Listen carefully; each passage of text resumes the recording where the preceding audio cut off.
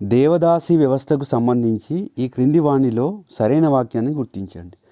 Please subscribe to Telangana Pratibha YouTube channel. Please like, share and comment friends. దేవదాసి వ్యవస్థ అనేది ఆర్య సంస్కృతికి సంబంధించినది. శైవం, వైష్ణవ సాంప్రదాయాలకు చెందిన దేవుళ్లను పూజించడం కనిపిస్తుంది. జోగట్టి పట్టు అనగా దేవదాసిగా మారే తంతు. దుత్త దేవదాసి అనగా కుటుంబం ఇచ్ఛాపూర్వకంగా దేవదాసినిగా మార్చడం. హృత దేవదాసి అనగా బలవంతంగా దేవదాసిగా మార్చడం. భృత్య దేవదాసి అనగా ఇచ్ఛాపూర్వకంగా తనకు తానుగా దేవదాసిగా మారడం. గణిక దేవదాసి అనగా సంగీతాలకు మరియు నాట్యాలకే పరిమితమైన దేవదాసి. ఏ దేవాలయం నందు స్త్రీలకు కత్తితో వివాహం చేస్తారు? ఖండోబా దేవాలయం. పుల్లర్ అనునతుడు ఎవరి జీవిత వ్యధలపై the wrongs of Indian womanhood అనే గ్రంథాన్ని రచించారు? మురళీలు. దేశవ్యాప్తంగా ఏ దేవాలయంలో దేవదాసీలు అధిక సంఖ్యలో ఉండేవారు? పూరి జగన్నాథ ఆలయం. సాదార్ నృత్యాలను భరతనాట్యంలో భాగంగా మార్చిన వారెవరు? రుక్మిణీదేవి అరుండేల్. సాంఘిక స్వచ్ఛతా ఉద్యమం ద్వారా దేవదాసి వ్యవస్థపై పోరాడిన వారు ఎవరు? రఘుపతి వెంకటరత్నం నాయుడు. అంతర్గత వలసలు తెలంగాణ ఉద్యమం. జాతిపరమైన కారణాలు కూకీలాండ్ ఉద్యమం. వేర్పాటువాదం ఖలిస్తాన్ ఉద్యమం. తీవ్ర వెనుకబాటుతనం విదర్భ ఉద్యమం. ఈ కింది వానిలో భాషా ప్రయుక్త ప్రాంతీయవాద ఉద్యమాన్ని గుర్తించండి. తులునాడు ఉద్యమం, మిథిలాంచల్ ఉద్యమం. ఖలిస్తాన్ డిమాండ్ను ప్రాచుర్యంలోకి తీసుకువచ్చిన వారు ఎవరు? తారాసింగ్. దందామి ఖల్సాన్ అనే సంస్థ స్థాపకుడు బింద్రన్ వాలే. ఆపరేషన్ బ్లూ స్టార్ ఏ వేర్పాటువాద తీవ్రవాదులను ఏరివేసేందుకు నిర్వహించారు? ఖలిస్తాన్. గూర్ఖాలాండ్ డిమాండు ఏ రాష్ట్రానికి సంబంధించినది? పశ్చిమ బెంగాల్. బోడోలాండ్ ఉద్యమ నాయకుడి ఉపేంద్రనాథ్ బ్రహ్మ. జార్ఖండ్ రాష్ట్ర ఉద్యమ సాధనలో అధిక సంఖ్యలో పాల్గొన్న గిరిజనులు ఎవరు? ముండాలు, సంతాలులు, హోలు, కర్బీలు. జార్ఖండ్ రాష్ట్రం 2000 సంవత్సరంలో ఏర్పడింది. జార్ఖండ్ ముక్తి మోర్చా స్థాపకులు షిబు సోరెన్. భీమల్ గురాంగ్ అనునతడు ఈ కింది వానిలో ఏ ఉద్యమానికి సంబంధించిన వాడు? గూర్ఖాలాండ్. సముదాయ వికాస పథకాన్ని అమలు చేయడానికి సహాయపడిన వారు ఎవరు? ఫోర్డ్ ఫౌండేషన్ వారు. జాతీయ గ్రామీణ ఉపాధి హామీ పథకాన్ని ఏ గ్రామంలో ప్రారంభించారు? బండ్లపల్లిలో. సబ్కా సాత్ సబ్కా వికాస్ అనే నినాదం ఏ పథకానికి సంబంధించినది? గ్రామ స్వరాజ్ అభియాన్. ఉజ్వల యోజన ఉచిత గ్యాస్ కనెక్షన్లు. సౌభాగ్య అనేది ఉచిత కరెంటు కనెక్షన్. ఉన్నత జ్యోతి ఉజాలా.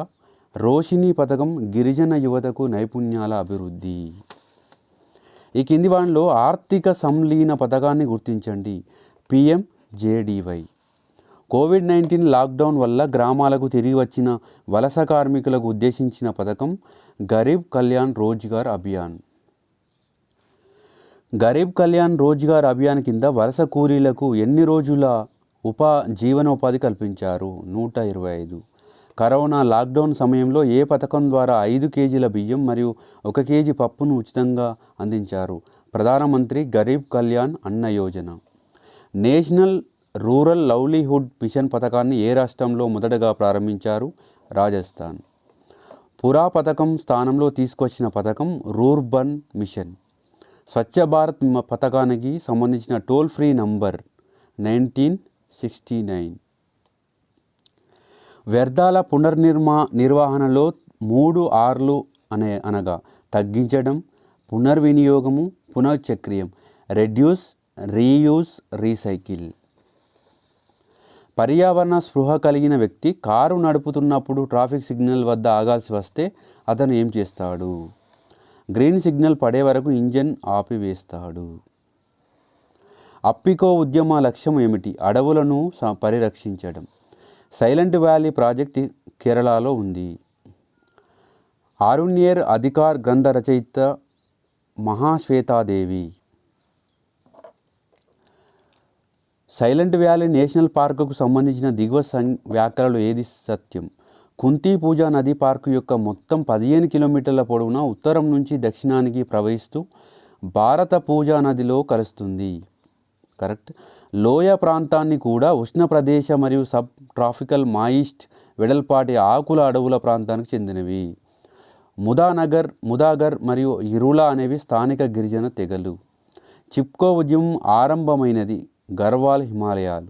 డిసెంబర్ 1984లో సుమారు 5 లక్షల మందికి హాని కలిగించిన భోపాల్ విపత్తుకు కారణం పారిశ్రామిక ప్రమాదం.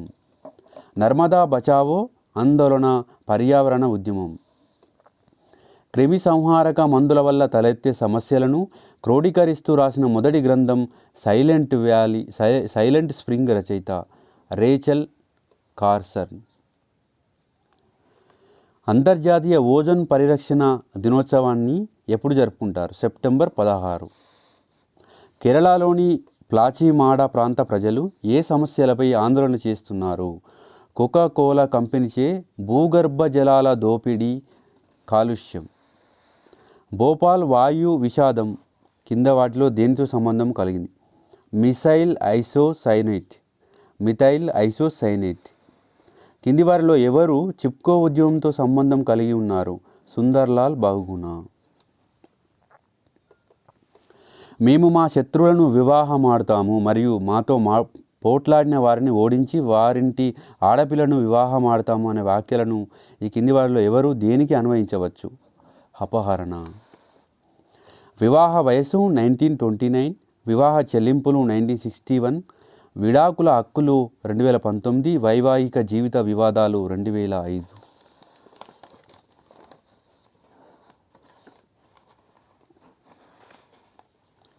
సెక్షన్ 5 వివాహ అర్హతలు, సెక్షన్ 8 వివాహ రిజిస్ట్రేషన్, సెక్షన్ 11 వివాహ రద్దు కారణాలు, సెక్షన్ 13 విడాకులకు సహేతుకమైన కారణాలు. కింది వాటిలో వివాహ పరిణామ క్రమానికి సంబంధించి సరైన క్రమంలో ఉన్నదాన్ని గుర్తించండి. స్థైరితం, సామూహిక వివాహం, బహు వివాహం, ఏక వివాహం. కింది వాటిలో సరైన కాలక్రమంలో అమర్చిన దాన్ని గుర్తించండి. ప్రత్యేక వివాహ చట్టం, శారదా చట్టం, హిందూ వివాహ చట్టం, బాల్య వివాహ నిషేధ చట్టం. Please subscribe to Telangana Pratibha YouTube channel. Please like, share and comment friends.